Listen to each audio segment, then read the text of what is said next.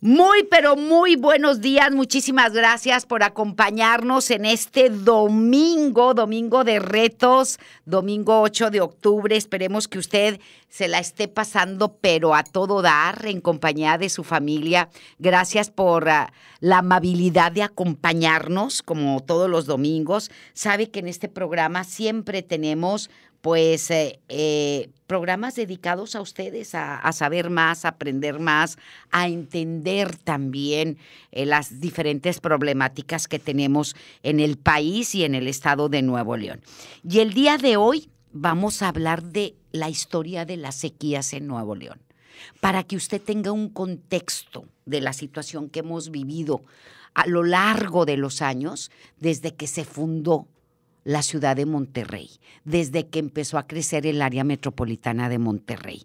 Para aquellos jóvenes, millennials, centennials, para aquellas personas que apenas tengan 20 años viviendo en la ciudad o tengan 10 años viviendo en la ciudad, que no son de acá, ¿verdad? Y que pues para ellos es extraño quizá este tipo de situaciones, pues le vamos a hablar de la historia, porque hay una historia detrás de las sequías. Y no nada más de las sequías, de las inundaciones también, ¿sí? Y para ello hemos invitado en esta mañana a Óscar Tamés Rodríguez. Él es el expresidente de la Sociedad Nuevo Leonesa de Historia, Geografía y Estadística. Mi querido Óscar, es un placer tenerte aquí con nosotros. Muy buenos días y bienvenido. Muy buenos días, Leti. Gracias por esta invitación y con mucho gusto y agrado en este domingo rico. Fresco comparación a los días anteriores. A los días anteriores tenemos una temperatura muy fresca, frente frío número 4, y hay que disfrutarlo en compañía de la familia, se antoja. Claro, bueno, pues un cafecito caliente, un chocolate, un té. Un té, ¿por qué no? Calientito, y ahora sí se antoja una barbacoa calientita, o por qué no un menudo en esta mañana. Pero bueno, vamos a hablar de este tema tan importante, mi querido Óscar, y lo comentábamos antes de iniciar, de cómo la gente que vive aquí en el área metropolitana de Monterrey, en el estado de Nuevo León, todavía no hemos entendido, no ha comprendido la situación que estamos viviendo actualmente con la sequía, aunque nos ha llovido, pero no ha sido suficiente para la gran cantidad de personas que tenemos. Y hay una historia detrás, y tú eres un historiador bien importante que te la sabes al revés y al derecho, mi querido Óscar. Por favor, platícanos de esta historia de sequías. Yo te voy a decir, en Nuevo León el gran problema ha sido el agua. Ajá. Si llueve, nos ahogamos; si no llueve, nos morimos de sed. Ese es el contexto en el que podríamos sintetizar lo que estaremos platicando el día de hoy. Nuestras sequías no son de ahorita, son recurrentes en los 1600, en los 1700, en los 1800, en los 1900, y sé que algunos escuchas van a decir, sí, pero eso es el pasado y no prevén y para eso tenemos presas. Sí, el problema es que junto a la sequía crecimos en población. Junto a la sequía hoy somos más, en una mancha urbana más grande, en una población en hacinamiento, y en donde los mantos acuíferos no se recargan. Entonces, si históricamente tenemos sequías, esto se está agravando porque ahora el consumo es mayor. Uh-huh. Fíjate cómo, no me voy a ir tan atrás, en los últimos 50, 60 años hacia acá, las sequías las notábamos en el campo. Así es. Y recordemos las imágenes en televisión, las fotografías en los periódicos impresos, ganado muerto por la sequía. Se va a oír grotesco, pero eran pellejos de ganado pegados a los huesos, uh-huh, muertos por sed, por las sequías, porque los aljibes, porque las represas pequeñas en los ranchos no se llenaban. Hoy eso no lo hemos estado viendo. Lo que estamos viendo son sequías en el área urbana. Es la falta de agua en el área urbana. Entonces, para contextualizar, para que nos demos idea que esto es recurrente, falta hablar todavía del indio. ¿A qué te refieres con el indio? Con el los danzante, inicios. El danzante. Ok. Danzante. Ya. Recordemos que para referir una sequía, a lo mejor tú no la recuerdas, Leti, porque eres joven, pero ni tanto. En el 78, 79, que sí. llega don Alfonso Martínez Domínguez a la gubernatura, estábamos atravesando por lo que podría llamar la peor sequía de la época. Sí, lo recuerdo muy bien. Las casas nos llenamos de tinacos, de asbesto, hoy es hasta tóxico y demás. Es cancerígeno. Claro, y las casas usábamos tinacos de asbesto, las más pudientes hacían las cisternas en el patio, en la cochera, las llenaban de agua y con eso se surtían porque la sequía era enorme. Regresaba en la madrugada y era llenar tinas, llenar cubetas. Recuerdo en la casa hasta las tinas de las lavadoras llenábamos para que se convirtieran en recipientes de agua y en fila al baño, porque al decir 6:30, 7 de la mañana desaparecía aquel chorro de agua. Definitivamente, y sí lo recuerdo muy bien, e incluso nos bañábamos con botecito, todo mundo, porque no había agua. Y te estoy hablando del 76, 75, 70, es más, desde el 75 hasta el 79 más o menos, ¿verdad? Así es. Recordemos que las dos grandes acciones de don Alfonso fue una de ellas la presa Cerro Prieto y la otra traer el danzante, que esa estuvo buenísima porque ponen a bombardear las nubes. Hoy parecerá grotesco, pero en ese tiempo fue la nota. Se trajo a un danzante, creo que de Sonora, de por allá, a bailar la danza de la lluvia en la Macroplaza. Así es que debió haber sido por el 81, 82, porque ya estaba la Macroplaza. En la Macroplaza se puso a danzar el señor, chamán, y casualmente cayeron unas gotas de agua. Yo no sé si porque bombardearon las nubes, capaz y porque la danza de él sí es efectiva, sí. Funcionó. Pero cayeron gotas de agua y era una estrategia para combatir la sequía. Hoy vemos que bombardean las nubes y la gente se pitorrea de que el gobernador diga, cayó agua porque las bombardeamos. No, ya en los 50 del siglo pasado, en los 70s, 80s, se bombardeaban las nubes y llegamos a estrategias como esta del indio para que lloviera. Oye, pero si nos vamos un poquito más para atrás y hablando de la historia, que tú te lo sabes al revés y al derecho y ya nos has explicado y nos has contado de una manera maravillosa y muy clara, la fundación de Monterrey, que bueno, fue en los ojos de Santa Lucía donde se funda, porque todos los pueblos en el mundo, como bien lo has dicho, se fundan cerca de cuerpos de agua, ¿verdad? Porque el agua es bien importante para el desarrollo de cualquier pueblo, ¿no? ¿Qué pasó cuando llegó Diego de Montemayor junto con todas las familias, con todos los que iniciaron la fundación de Nuestra Señora de Monterrey, que sí vieron un cuerpo de agua bien importante, pero también atravesaron, supongo, que sequías? ¿Qué pensaron? ¿Qué pasó por sus cabezas? ¿No dijeron, caray, creo que nos equivocamos y aquí no debió de haber sido? Bueno, para empezar, en 1573 más o menos, cuando pasa Carvajal aquí a buscar el territorio hacia Tampico, con él venía Diego de Montemayor, Alberto del Canto, se hace una primera fundación que se dice que él es el que le dio el nombre de Ojos de Agua de Santa Lucía. Luego finalmente en el 96, 1596, Diego de Montemayor viene y repuebla el área y le llama Monterrey, esa parte histórica. Sin duda aquello era un vergel, era un oasis. Estás hablando de los Ojos de Agua de Santa Lucía que nacen allá por la zona de Juan Ignacio Ramón, otros por la zona donde está ahorita el Congreso. Ahí en Zaragoza. Así es. Entonces, imaginemos esa zona corriendo agua cristalina bonita e integrándose al río Santa Catarina, donde hoy está el Parque Fundidora. Ya. En ese chipote, vamos a decirlo así, donde hay una escultura de color negra que de alguna forma asemeja al Cerro de la Silla, donde termina propiamente el Paseo del Barquito. Ahí iban y desembocaban en esa zona algunos de estos ojos de agua y se integraban al río Santa Catarina. Un río que corría agua, que no lo imaginemos como el río Ramos con grandes profundidades, pero sí muy caudaloso. Así es que en ese contexto, claro que era un vergel. Venían 50 personas, aquel vergel era para abastecer a 200, a 500, a 1000 personas, así es que pareciera imposible de acabarse. Quiero contextualizar ese momento, decían, lleno de nogales y de otro tipo de arboledas. Sí, nomás que en la medida que empezamos a poblar, y me quiero remitir a esa época para luego compararlo con lo que vivimos. Empiezan a poblar y ¿qué es lo primero que se hace?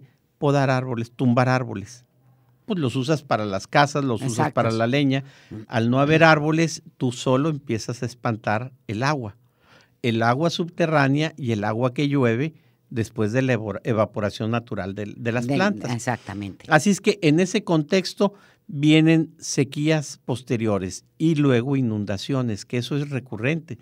Para 1606, 1609 hay una gran inundación que desaparece la ciudad de Monterrey. ¡Wow! Después de una intensa sequía. Después de intensas sequías. ¿De cuántos años más o menos la sequía? Mira, yo calculo que habría unos 3, 4 años de sequía.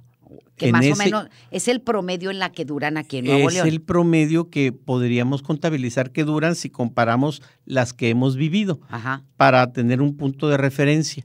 Bueno, en ese mismo entorno, a lo mejor no lo sentían tanto porque todavía había otras afluentes de agua importantes, lo que hoy es el río Pesquería, lo que está hacia la zona de Santiago, que son arroyos grandes como el Elizondo. O sea, todas esas eran una zona de mucha agua, lo que es este Monterrey antiguo. Así es que la sequía no les pegaba tanto porque como quiera había agua para tomar. La principal actividad a ese momento no era como pensamos la ganadería, era la minería, porque venían a apostarle a la minería. Y, aunque se escuche feo, la venta de indios. Los esclavos. Los esclavos para meterlos a trabajar las minas. Así es que no había tanto problema con esas sequías, de tal manera que no ahuyentaron a la población. No crecía Monterrey. Monterrey, tengo por ahí un libro de Octavio Herrera sobre toda la cartografía, y Monterrey viene a crecer hasta los años 70, de 1970. Los que crecimos en Monterrey, tú salías de Colón y había un gran tramo para llegar a San Nicolás. Sí, cómo no. Todavía a principios de los 70s, 80s. 80s. Vaya, ¿dónde se acababa la ciudad de Monterrey? En La Joroba, allá en San Nicolás. ¿Recordarás? Sí, en La Jorobita, ahí en Manuel L. Barragán. Así es. Y ahí en la Náhuac. En la Náhuac, en lo que es la colonia Náhuac, apenas pasando la universidad. Así es. La universidad se instaló en territorio alejado a la zona urbana. El Tecnológico de Monterrey se instaló en zonas alejadas. Alejadas, sí es cierto. Así es que la fundidora, nada más estoy queriendo contextualizar para que veamos cómo el agua nunca ha sido de abundancia en la zona. Fundidora de fierro y acero de Monterrey, instalada a finales del siglo XIX, 1890, por ahí. Estaba fuera de la ciudad de Monterrey. Es cierto. Es que ¿dónde era una gran ciudad en tamaño? O sea, el siglo pasado casi no crecimos. No crecimos. En 70 años. Para 1970, lo que hoy son las zonas de la colonia Florida, parte de Roma, aquí cruzando el río Santa Catarina hacia el sur, eran labores, eran tierras de sembrar.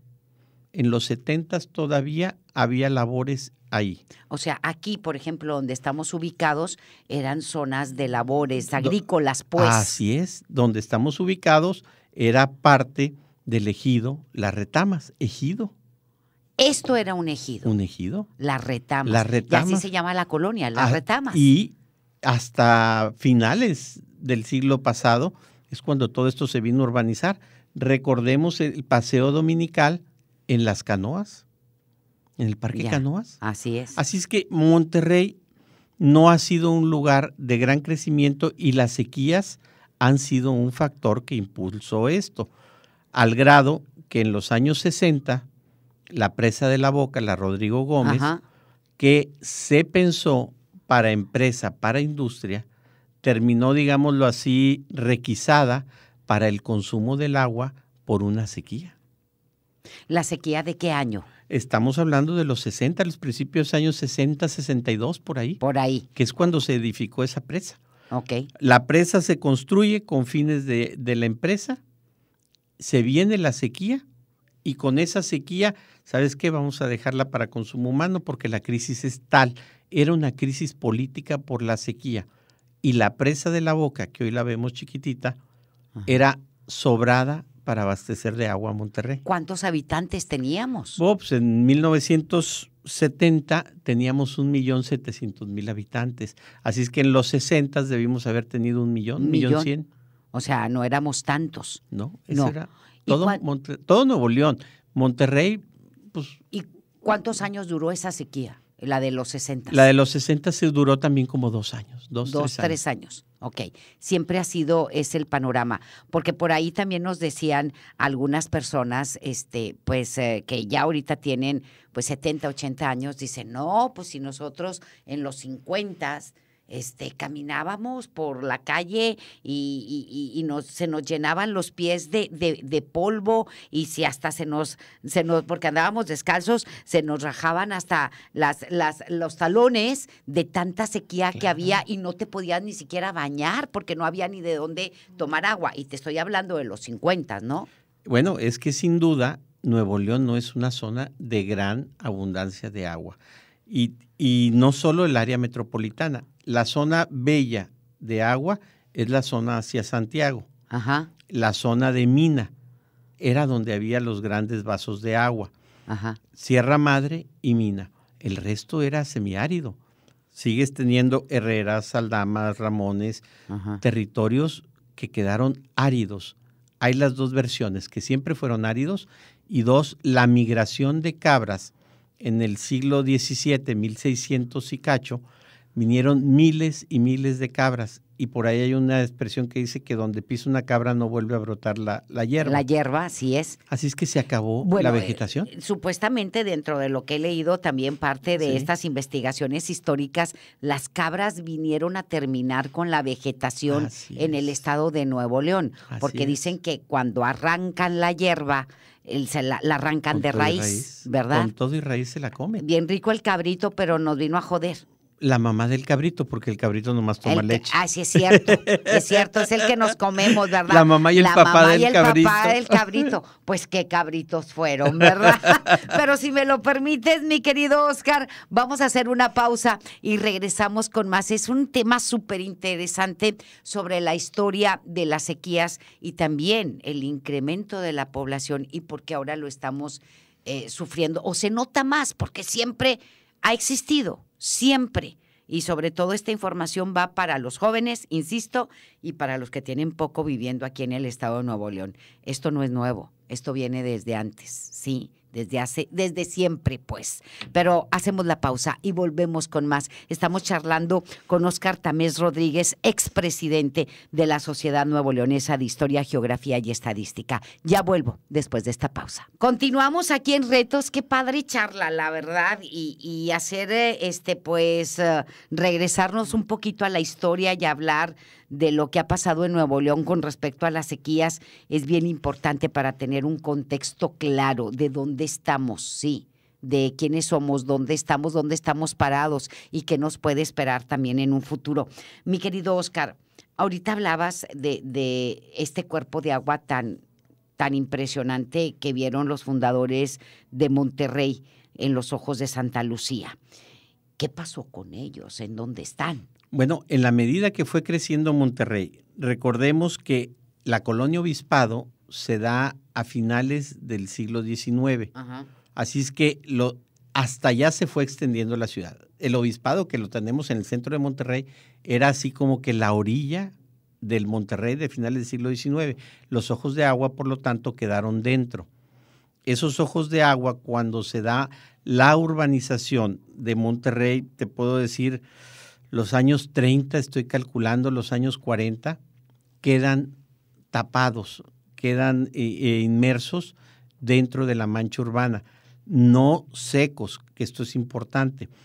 Mira, a principios del siglo XX, lo que es hoy el Paseo Santa Lucía, donde están los arcos, frente al museo hay unos arcos de ladrillo muy bonitos. Bueno, esos arcos estaban ahí y la zona se llama de las Tenerías. ¿Por qué? Porque esa agua era utilizada por las peleteras, las empresitas que curtían piel, que hacían productos de piel. Sí, nomás que tiraban los desechos al agua, tiraban los pigmentos al agua. Llegó un momento que esos ojos de agua de Santa Lucía eran extremadamente contaminados por esos desechos. Así es que hay que tener presente que los ojos de agua de Santa Lucía pueden estar todavía por debajo del agua, el manto acuífero. Por debajo de la tierra. De la tierra, perdón, sí. Hay dos formas de tener agua, la lluvia y la que rescatamos del subsuelo. El manto acuífero del subsuelo ha de estar un tanto mermado, pero sigue ahí. Además que se sigue alimentando por las fugas de agua y las fugas de drenaje. Así es que yo estoy convencido que perforas 5 metros, extremo 6, en el centro de Monterrey, en la Macroplaza, y te sale agua. Okay. En este momento, es más, hay unas obras que se están haciendo a la altura de los condominios Constitución, les brotó agua en uno de los pozos. Si pasamos por el carril de Constitución, el de rápido, el express, veremos que tenían una zona con agua. Estaban tirando agua porque les brotó agua. Hay un edificio que está en Morones Prieto, donde se pone la Feria del Pino por Morones Prieto. Sí, ¿cómo no? Bueno, ese edificio en temporadas de lluvia tenían que meter, no sé si ahorita todavía, pero meten bombas para sacar el agua porque se les inunda del subsuelo. ¡Wow! Entonces, esa zona también, esa zona de la Loma Larga, de la colonia Independencia, Pío X, tienen mucha agua. Es que recordemos que Constitución era parte del río Santa Catarina. Así es. Entonces, todo lo que es la avenida Constitución y Morones Prieto, las dos avenidas eran parte del río Santa Catarina. Los condominios Constitución, por ejemplo, construidos en el 66, son de los terrenos recuperados al río Santa Catarina porque eran de la ribera del río. O sea, el río era más ancho. Claro, prácticamente Monterrey llegaba o empezaba en Padre Mier. Ya. Ubiquemos los ojos de Santa Lucía y ese contexto del primer Monterrey. Paremos en Padre Mier y Juárez para ubicar. Si volteamos hacia el río, hace bajadita. Sí. Si volteamos hacia la derecha, va también en bajada, hasta que llega a un punto de bajada extrema en Juan Ignacio Ramón. Bueno, Juan Ignacio Ramón era parte de esos ojos de Santa Lucía, era cañada. Entonces, ahí hay agua, mucha agua. Ahí hay mucha agua. Ahí hay mucha agua. ¿Qué se tendría que hacer? Yo no me atrevería a decir ahorita que se saque y se utilice, porque habría que evaluar la calidad de esa agua, qué tan contaminada puede estar, qué tan dañada puede estar, pero en su tiempo fue agua muy limpia y muy potable. En su tiempo, hablemos todavía hasta finales del siglo XIX, para tener un contexto. Todavía en esa zona del barrio antiguo, algunas casas viejas conservan norias, los pozos de agua. Sí. Pozos de agua, norias como les llamábamos, que pues se sacaba el agua del subsuelo y eran hechas a mano. Así es que la profundidad ahí no debe de superar los 10 metros. Oye, en muchas de las colonias, incluso en el mismo centro, muchas casas tenían norias, yo lo recuerdo. Sí, es que el Monterrey antiguo, que no tenía el agua entubada, por llamarle de esta forma, pues usaban norias, pozos de agua. Y de esa manera mitigaban las sequías. Y de esa manera la sequía era mucho menor. En la zona del centro de Monterrey era muchísimo menor porque era más difícil que se te secara un pozo de agua. La sequía que daña el agua para beber, que daña el consumo doméstico, no era tan extrema. Por eso hace rato remití a las imágenes del ganado, porque la sequía se vivía en el campo. No en la ciudad. No en la ciudad. En la ciudad se va a vivir cuando la ciudad crece, cuando empezamos a depender del agua entubada y somos cada vez más en los mismos tubos de agua. Esta es una reflexión que para mí es importante. ¿Alguien ha visto en los últimos 20, 30, 40 años que se abra una calle para poner un tubo de agua grande, más grande que el que había? No. Ya. El mismo tubo de agua que traslada nuestra agua a la llave desde hace 40 años es el que se está usando. Sí, pero crucemos cualquier lado de la ciudad y ahora hay edificios. Y es el mismo tubo que surte un edificio. Claro, esos edificios ponen sus cisternas y bombas para que le suba a la gente el agua. pero el tubo que nos alimenta a todos es el mismo. ¿O alguien ha visto que se hagan cambios para hacer tubos más anchos? No. No, pues ni siquiera ni del drenaje, Así sigue es, siendo el mismo. eso impacta en la presión. Ajá. Es un gran tubo de agua al que le vas poniendo bracitos, Ajá. pues el último bracito le llega con menos fuerza. Es un sentido lógico. Definitivamente. El tema del drenaje, dicho sea de paso, ¿por qué hoy vemos, incluso en sequías como ahorita, que los drenajes brotan? Pues porque el mismo tubo de drenaje de hace 40 años hoy recibe descargas de 4 o 10 veces más de lo que recibía, pues llega un momento en donde se tapa y brota, o se llena y brota. Oye, ¿qué me dices hablando del agua en este contexto? Perdón. ¿Qué me dices hablando del agua y de las sequías? Porque, bueno, ya hablamos de Monterrey, hasta dónde llegaba Monterrey, ¿verdad? Y que el río Santa Catarina llevaba agua, porque antes llevaba agua. Claro. ¿Hasta cuándo dejó de llevar agua? Mira, yo Oscar? te puedo garantizar que en 1971, yo viviendo ahí en los condominios Constitución de niño, cruzaba Constitución, no era peligroso cruzarla. No. Cruzaba Constitución y llegué a pescar pececitos de esos de colores Ajá. en el lecho del río Santa Catarina. Y llevaba agua. Llevaba agua. Ya a partir de ciertas distancias el agua se iba contaminando porque recordemos que el centro de Monterrey descargaba. Ajá. Si vamos por Constitución o por Morones, veremos en algunas zonas algunos tubos de descarga. De descarga, así muy grandes. Ya Ajá. en teoría, ya la mayoría inutilizados, Ajá. porque esto se va a tratamientos de aguas. Ajá. Pero hasta los años 70, yo te puedo decir, te puedo casi asegurar que hasta 1980 había agua 3/4 de limpia, para usar un término que lo puede entender todo el mundo, porque había vida, había peces. Ajá. Al haber peces quiere decir que el agua no está tan contaminada. Así es. Así es que hasta los años 80 había esos peces y había bosques que luego los trae a la remembranza, nos trae otros temas. Hoy hablamos del bosque y que se quede. No, el bosque siempre se ha quitado por razones de seguridad, porque un día se va a venir la venida de agua.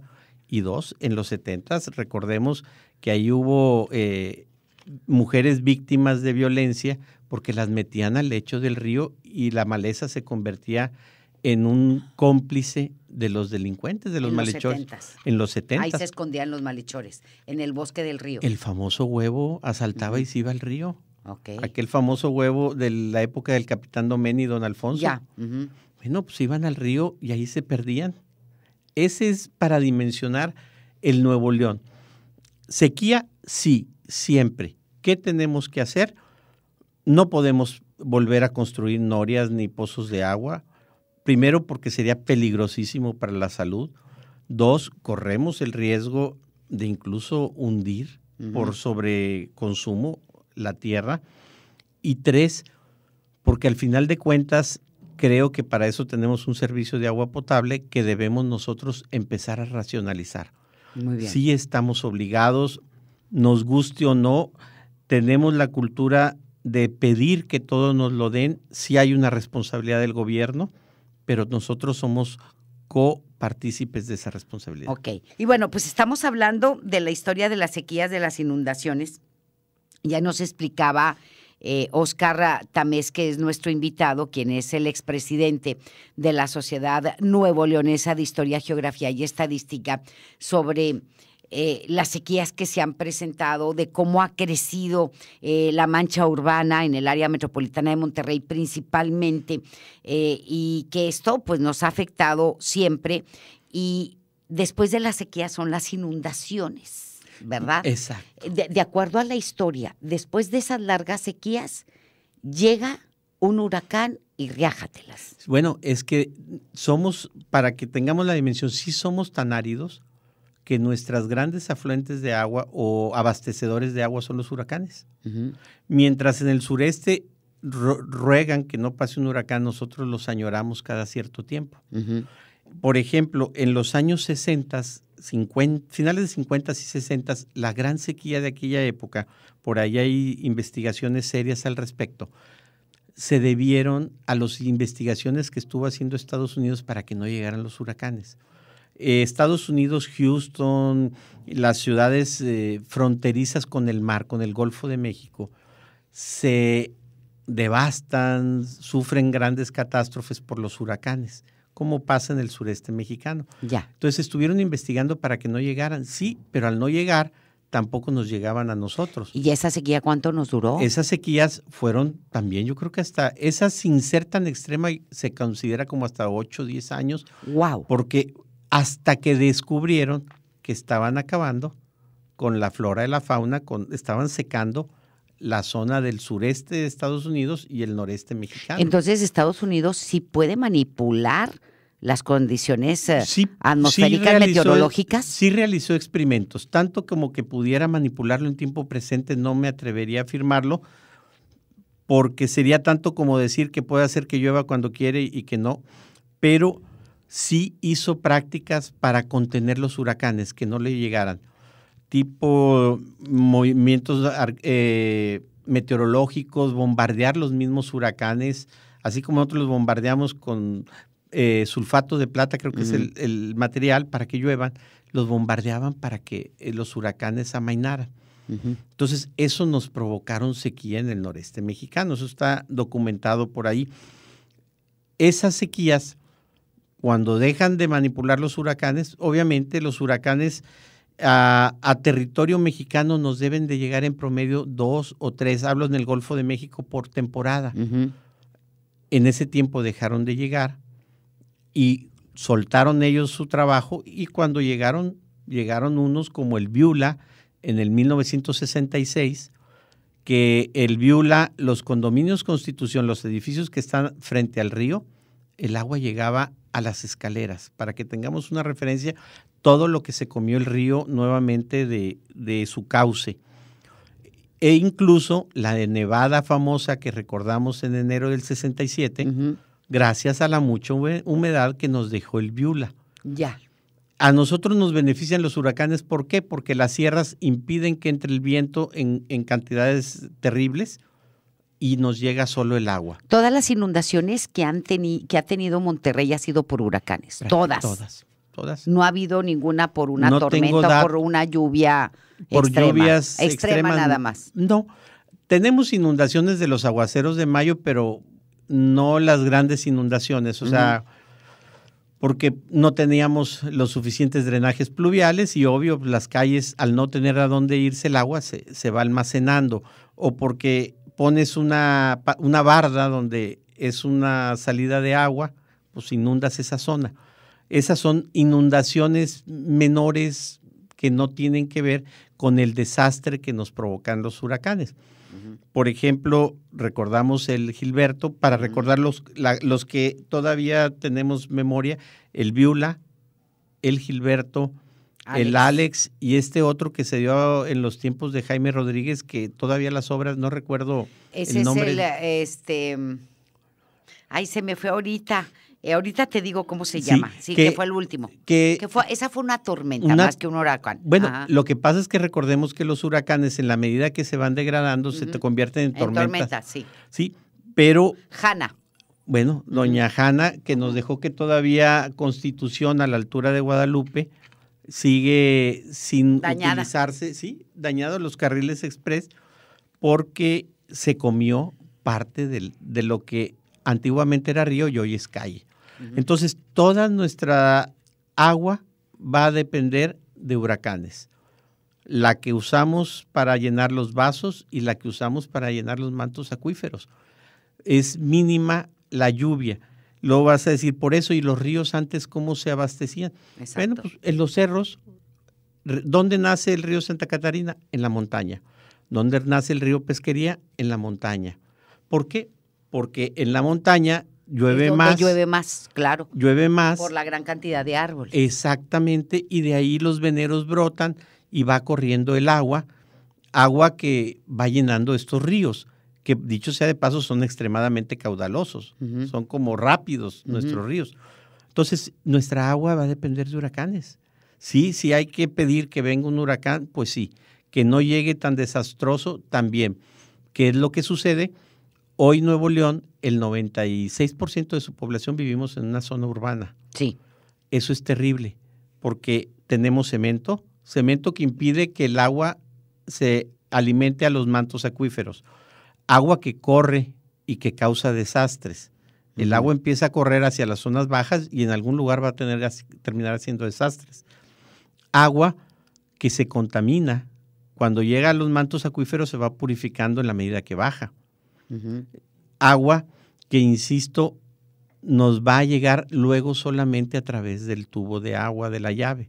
Así es que el 96% de los nuevoleoneses, claro que estamos en un problema de sequía difícil, tanto los que vivimos en la mancha urbana regiomontana como los que viven en algunos otros pueblos y que dependen de agua entubada, porque al final de cuentas la sequía está pareja. ¿Tú crees que esta sequía que estamos viviendo se pueda extender todavía más?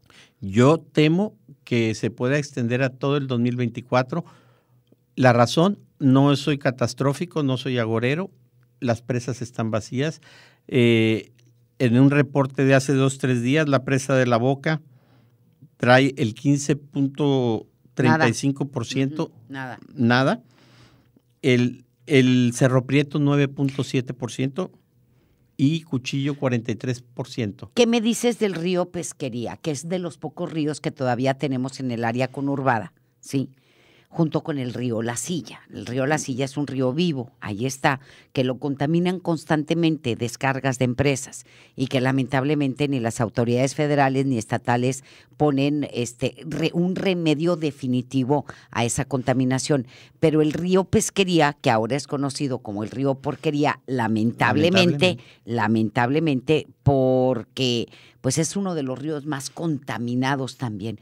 ¿Cómo era el río Pesquería en la antigüedad, mi querido Oscar? Bueno, el río Pesquería era un río abundante, como el río San Juan, como el río Ramos, de aguas profundas y abundante. Es ese río el que alimentaba el noreste nuevoleonés.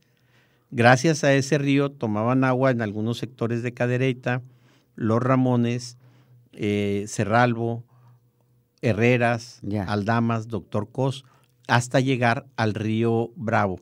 Aquí lo que tenemos que mencionar es que esa agua va contaminando toda esa zona. Algunos de esos municipios todavía nos proveen de alimento natural de vegetales o de animales, y que toman agua o se nutren de agua tan contaminada. Hace poco el alcalde de Herreras hacía un llamado urgente a no contaminar porque se está afectando la producción caprina del municipio, la agrícola. O sea, el problema del río Pesquería nosotros lo vemos aquí en la urbe. No, el río corre hasta unirse al río Bravo y desembocar en Matamoros. ¡Wow! Ese es el problema de la contaminación de ese río.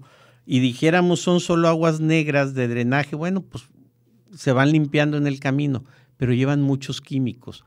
Llevan muchos productos hoy con estos nuevos aparatos que llevan pues, minerales o metales como litios y cosas de esas en las baterías.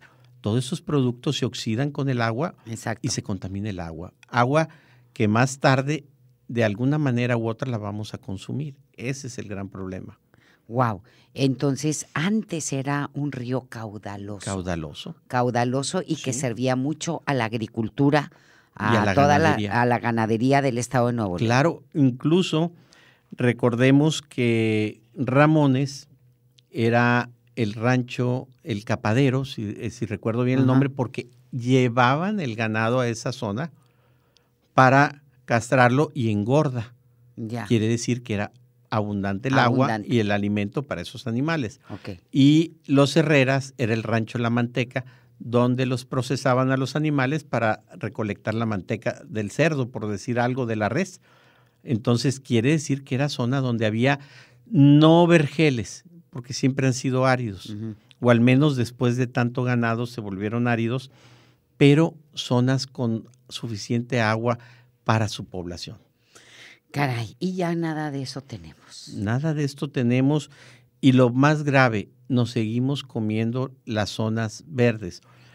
Tú transita de Monterrey a Montemorelos y aquellos cerros verdes llenos de árboles boscosos, algunos ya son fraccionamientos. No estoy cuestionando el crecimiento, estoy queriendo sensibilizar que nosotros mismos somos parte del problema. donde ahí había árboles que atraían el agua y captaban agua del subsuelo, donde había arroyos, el arroyo Elizondo, que eran arroyos vivos o semirríos vivos, hoy son fraccionamientos. Ya les tumbamos todos los árboles que le daban sombra a esa agua y evitaban evaporación extrema. Es que una cosa va pegada de la otra. Exacto. Así es que al nosotros convertirlos en fraccionamientos, estamos acabando con vasos de agua. Pues mi querido Óscar, qué interesante el tema. Todos tenemos una gran responsabilidad en el tema del agua que hoy nos ocupa y que preocupa también a muchos sectores, casi a todos los sectores del área metropolitana de Monterrey, del área conurbada también, y que está en nuestra responsabilidad cuidar el vital líquido, ¿verdad? Somos más, vamos a ser más, y nuestros afluentes, pues lamentablemente ya no son lo que eran. Lo que antes nos daba agua, hoy son 60 kilómetros hacia el norte o de oriente a poniente de mancha urbana. Antes había agua en Ciénega, en Suazua, en los diferentes municipios para sus poblaciones. Hoy somos una sola mancha urbana desde Santiago hasta Suazua, Salinas Victoria, o desde Santa Catarina hasta Juárez, Cadereyta, Nuevo León. O desde García. Desde más García allá. un poquito más allá. allá. En promedio 60 kilómetros hacia cada uno de los puntos cardinales. Y todavía falta que se nos peguen los coahuilenses, que para allá van. Y faltan las torres, que cuando lo ves en horizontal dices, pues los que quepan ahí, sí, pero cuando lo subes a torres departamentales, caben más. Tenemos un severo problema y ojalá y algún día se pueda resolver, pero dependemos mucho de la naturaleza y sobre todo hay que plantar árboles, que no se nos olvide, mínimo uno, que tenga uno en el patio, en el frente de su casa, con eso es suficiente. Uno por cada casa, yo creo que nos vendría también a cambiar un poquito el panorama, ¿verdad? Así es. Muchísimas gracias, mi querido Óscar. Leti, muchas gracias por esta invitación, ya ha sido un placer compartir. Igualmente, muchísimas gracias a Óscar Tamés Rodríguez y también a todos ustedes que tengan bien bonito domingo. Disfrute de esta temperatura tan rica, disfrútela en compañía de su familia. Gracias, hasta mañana.